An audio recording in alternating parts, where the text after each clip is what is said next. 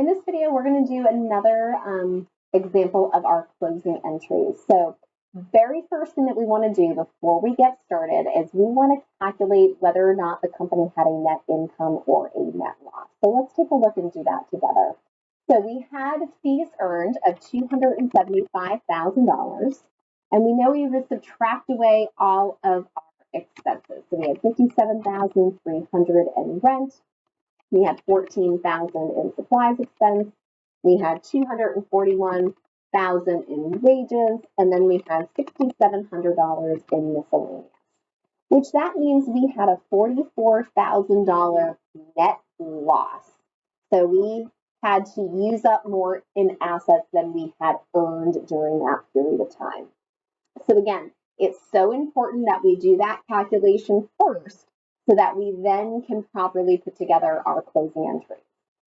So we're going to close our entries. And again, we're going to close our temporary accounts. We close our revenues and our expenses together. So we're going to start with that. So my fees earned, we know, is a revenue account, normally would have a credit balance. So to close it, we're going to do the exact opposite and we are going to debit it.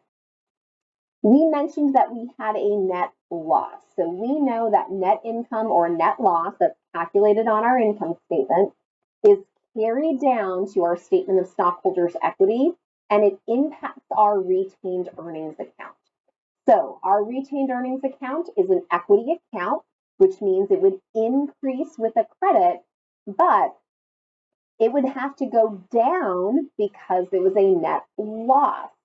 So we would want to decrease our retained earnings by that $44,000 loss that we calculated.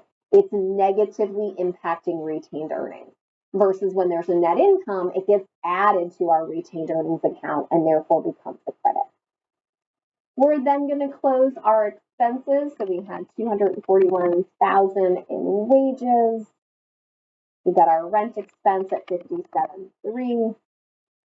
We've got our supplies at $14,000 and our miscellaneous at $67,000.